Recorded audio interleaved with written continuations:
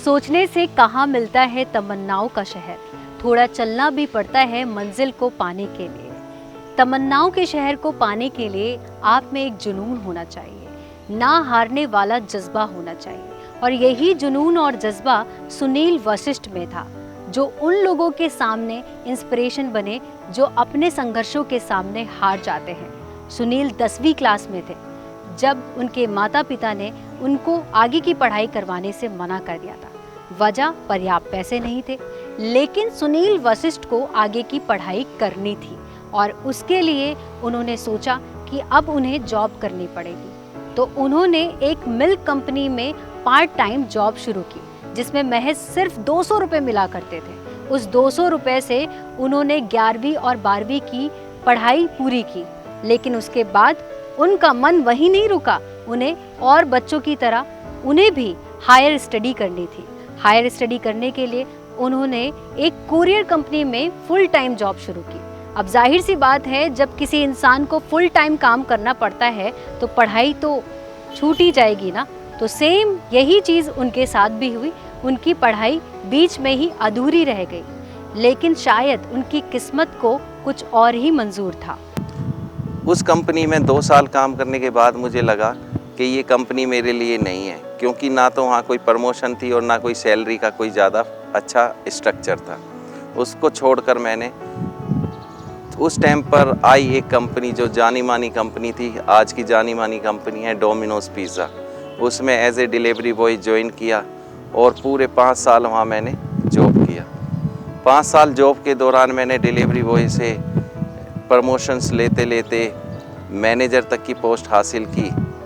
और एक दिन अचानक सडनली मेरी मिसेज़ प्रेग्नेंट थी और उनको हॉस्पिटल लेके जाना था, जिसके चलते हुए मैंने अपने सीनियर मैनेजर से छुट्टी की पेशकश की। उन्होंने मुझे वहाँ छुट्टी नहीं दी और मैं उस स्टोर को छोड़कर अपने घर आकर अपनी मिसेज़ को हॉस्पिटल लेकर चला गया, जिसके चलते उन्होंने मुझे जॉब से निकाल दिया। पैरों तले ज़मीन निकलने का जो मुहावरा मैंने कई बार सुना था, लेकिन उस दिन मुझे पता लगा कि इसका असली अर्थ क्या होता है कि पैरों तले ज़मीन निकल जाना। क्योंकि हॉस्पिटल में मिसेज़ ने एक बच्ची को जन्म दिया था और मेरी एक अच्छी खासी जॉब छूट गई थी, तो मुझे बड़ा दुख हो रहा था और मैं हर तरह से टूट चुका था कि अब मैं आगे क्या करूँगा।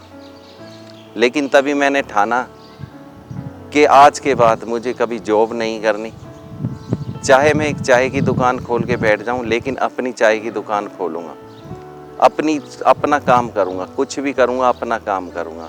उसी के चलते हुए मैंने JNU के बाहर अपना एक फूड स्टॉल लगाया और बहुत अच्छा वो फूड स्टॉल चल रहा था। करीब महीने 2 महीने के अंदर अंदर उस फूड स्टॉल से बहुत अच्छी सेल आने लग गई थी। लेकिन तभी मार्केट के कुछ लोगों ने मेरी कंप्लेंट कर दी, जिसके चलते हुए मेरी वो स्टॉल तोड़ दी गई। अब मुझे लगा कि रोड पर काम करना कितना मुश्किल है, क्योंकि MCD, दिल्ली पुलिस और पता नहीं कितने डिपार्टमेंट होते हैं जो आपको परेशान करते हैं। इसके चलते हुए मैंने कुछ और करने की ठानी।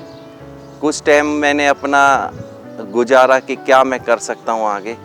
तभी मेरे दिमाग में एक आइडिया आया और मैंने एक केक शॉप खोली। उस केक शॉप को मैंने पूरे 2 साल नो प्रॉफिट नो लॉस में चलाया और मेरे फैमिली मुझसे बोलती थी कि इस शॉप को क्लोज़ कर दो, क्योंकि ना तो आप यहाँ से कुछ कमा पा रहे हो और टाइम बहुत ज़्यादा दे रहे हो। मैंने कहा अगर मुझे कुछ करना है तो इसी केक शॉप को आगे बढ़ाना है।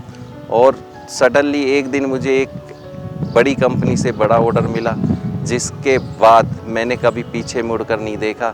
हमारा जो पहला आउटलेट फ्लाइंग केक्स कंपनी थी हमारी, उसका पहला आउटलेट हमने नोएडा में खोला। उसके चलते हुए हमने वहाँ पे सेकंड आउटलेट खोला। सेल बहुत अच्छी चल रही थी, बिजनेस अच्छा जा रहा था।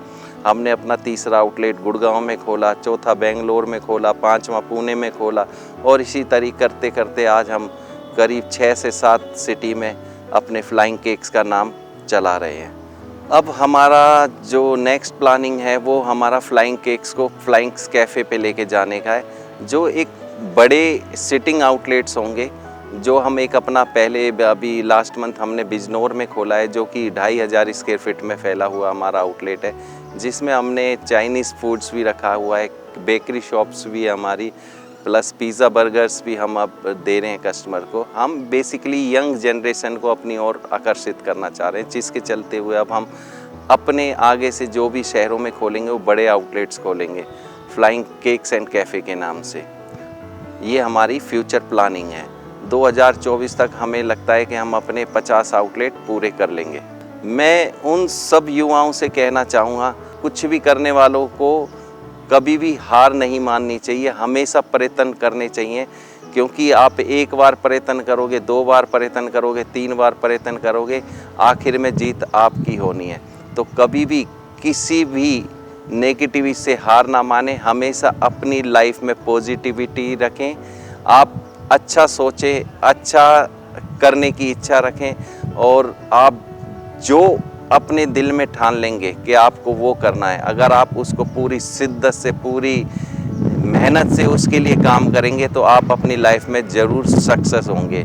ये एक फार्मूला है कि अगर आपने कुछ ठान लिया, हमेशा उसके बारे में सोचें, उसके प्रति आकर्षित रहें, उसके प्रति कार्य करें कि आपको सिर्फ वो ही करना है। जैसे कि मैंने आपको बताया कि मैंने अपनी ज़िंदगी में ठान लिया था कि मुझे इसी केक शॉप को चलाना है, जबकि मेरी वो केक शॉप उस टाइम अच्छा नहीं कर रही थी, लेकिन आज की डेट में हमारी कंपनी का करोड़ों का टर्नओवर है। तो वो किस वजह से? क्योंकि मैंने उसको बीच रास्ते में नहीं छोड़ा। कभी भी आप कोई भी काम शुरू करें, ज़रूरी नहीं आप जो भी करें, आप अपना छोटे सा बिजनेस भी शुरू कर सकते हैं। अभी हमारी कंपनी भी ऐसे युवाओं को अवसर दे रही है। हम अपनी कंपनी की फ्रेंचाइजी देते हैं, जिसमें मात्र 7 से 8 लाख रुपए का इन्वेस्टमेंट होता है और आप चाहें तो महीने का 75 से 1000 से लेकर लाख रुपए तक महीने का ईजीली कमा सकते हैं। तो मेरी कंपनी ही नहीं, ऐसी बहुत सारी कंपनियां हैं जो आपको ऑप्शन देती हैं आपको आपके फ्यूचर के लिए। तो आप कभी भी हार ना माने, लगातार संघर्ष करते रहें अपनी लाइफ में। अगर आपने जिस दिन संघर्ष करना छोड़ दिया तो समझिए आप हार गए। और कभी भी जीत और हार आपके मन से, आपके दिमाग से, आपकी सोच से होती है। आपने जिस दिन अपनी सोच में बसा लिया कि आपको जीतना है, उस दिन आप अवश्य जीतेंगे। ये मैं आपसे सबसे कहना चाहता हूँ। यकीनन इस स्टोरी ने आपको बहुत ज़्यादा इंस्पायर किया होगा, लेकिन ये सफ़र यही नहीं रुकने वाला। हम ऐसी ही स्टोरी और भी आपके लिए लाते रहेंगे। आपको सही समय पर चैनल का नोटिफिकेशन मिलता रहे, उसके लिए चैनल को लाइक करें, सब्सक्राइब करें। Thank you.